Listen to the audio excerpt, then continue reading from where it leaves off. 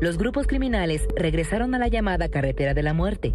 Ahora denuncian constantes robos a mano armada. Armamento de alto calibre, lanzagranadas y granadas. Han desaparecido más de 200 personas. Ya no lo sabemos de dónde lo hayan llevado. Si está en vida todavía o lo hayan matado.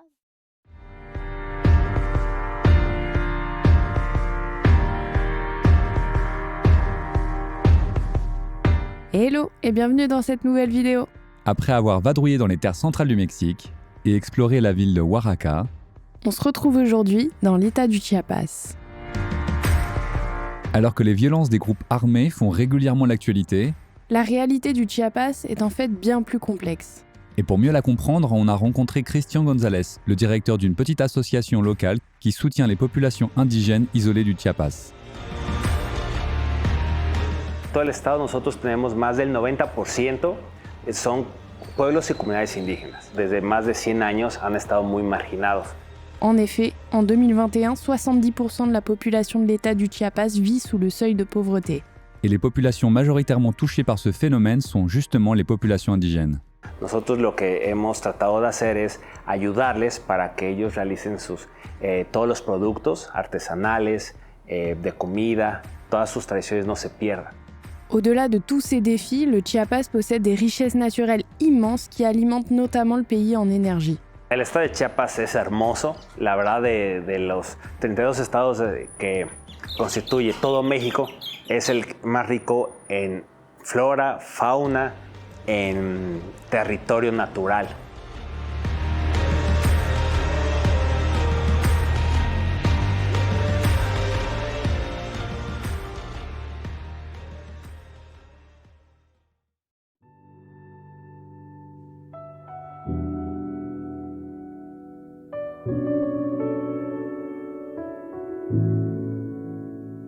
Ce qui est trop bien au Mexique, c'est que tous les fruits un petit peu exotiques qui coûtent cher en France, et ben ici ils sont pas exotiques, ils sont locaux.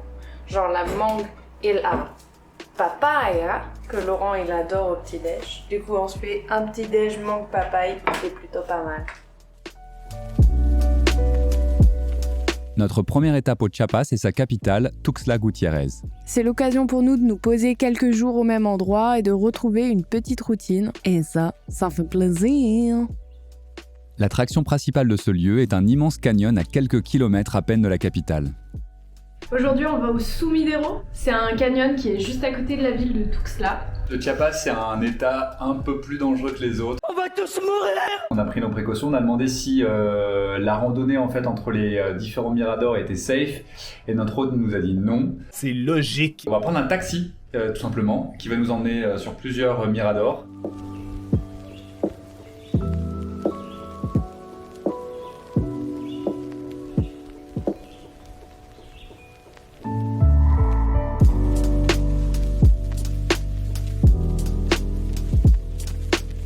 On découvre donc ce magnifique canyon haut de près d'1 kilomètre.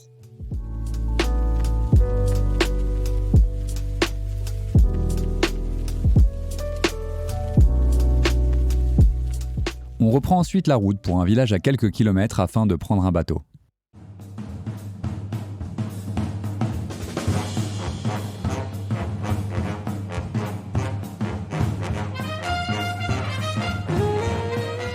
Bah Laurent, Je fais de la muscu. c'est de la gonflette ça. C'est des années d'expérience ça. Le pectoral est hyper développé hein. Et je gonfle même pas encore. On dirait un pigeon tu sais qui fait la cour.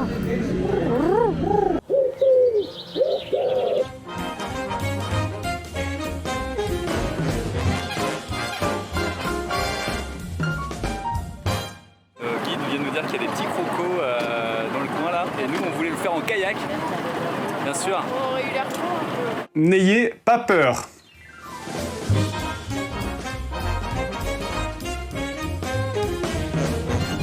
On vient de voir un crocodile et j'ai peur.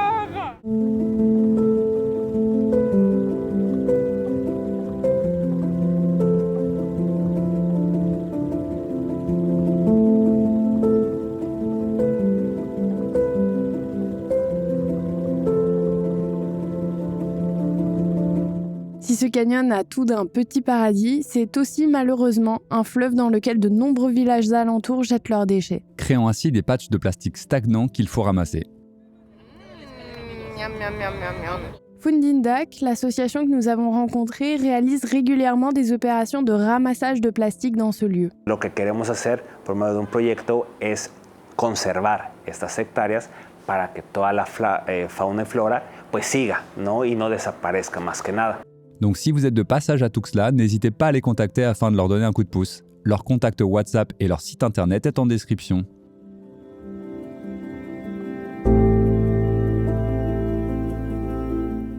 Nous décidons ensuite de quitter Tuxtla. Un bus de nuit nous amène ainsi dans la petite ville de Palenque. On est monté dans le bus. Je suis allée prendre une douche de pauvre avec ma petite serviette dans les toilettes du bus. Ah ouais, t'as fait ça? Oui. Ok, donc tu fais un vlog là pour me raconter ta vie quoi.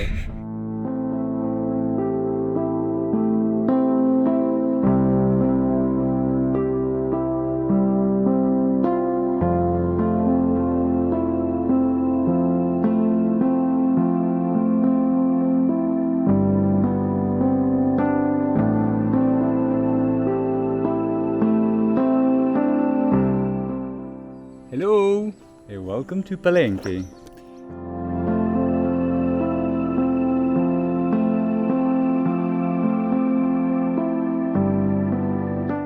Alors ici on est à Palenque, c'est l'un des sites archéologiques mayas les plus importants du Mexique en fait. Donc ça se situe dans l'état du Chiapas au sud du Mexique et en fait ça suit une chaîne maya puisque elle commence au Guatemala dans le site archéologique de Tikal où on va aller plus tard. Elle se termine ici à Palenque. Ce site maya il est très important, pas parce qu'il est immense, c'est pas le plus grand, mais en fait il est très important parce qu'il est très bien conservé, ce qui a permis aux archéologues d'identifier beaucoup d'écritures sur les murs, de dessins, de les analyser et donc de beaucoup mieux comprendre la culture maya, leur histoire. Et donc c'est pour ça que c'est un site aussi important. C'est assez magique, on est au milieu de la jungle. Il fait relativement frais par rapport à quand le soleil tape et la lumière est magnifique.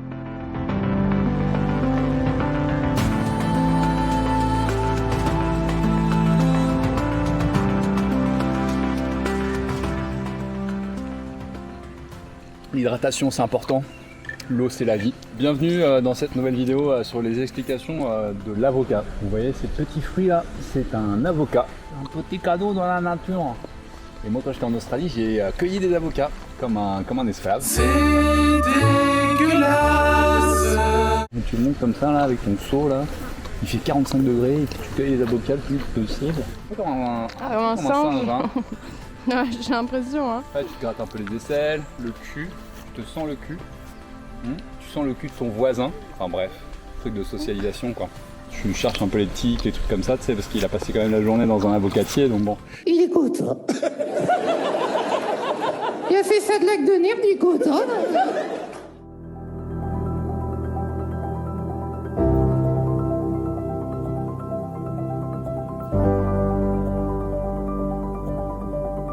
Le Chiapas, c'est un état qui a beaucoup de richesses naturelles, avec une forêt qui est une sorte de jungle magnifique et à protéger. Le problème, c'est que l'État de plus en plus tente de détruire cette forêt pour construire un train qui traverserait tout l'État, qui irait jusqu'à Cancún pour les touristes.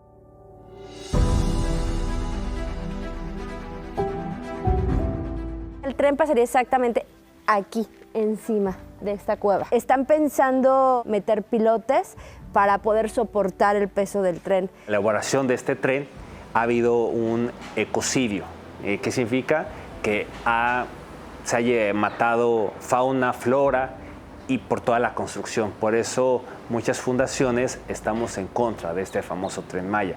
Tenemos muchísimo más que perder que lo que creen que se va a ganar. Porque va sin importar ni el agua, ni la selva, ni los animales, ni las mismas personas, ni las generaciones futuras. Le tourisme de masse est en train de transformer complètement le Mexique, favorisant un développement important du pays, mais pour qui et à quel prix ?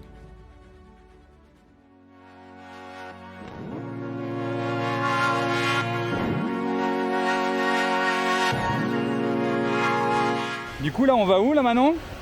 Bah, on va aller se baigner. Hein. On est à la cascade Roberto Barrios, qui est à 1 heure environ en bus de Palenque.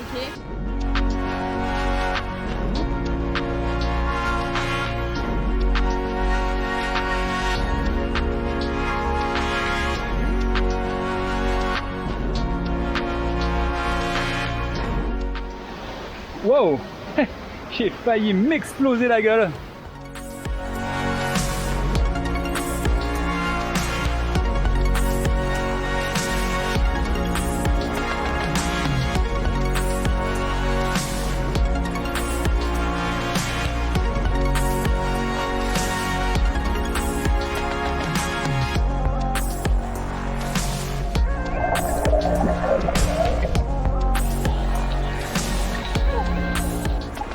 Alors cette petite cascade. Incroyable.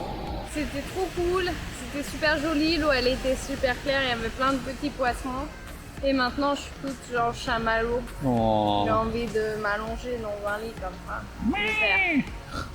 Merci d'avoir regardé cette vidéo. Si elle vous a plu, n'hésitez pas à poser un petit like et à vous abonner.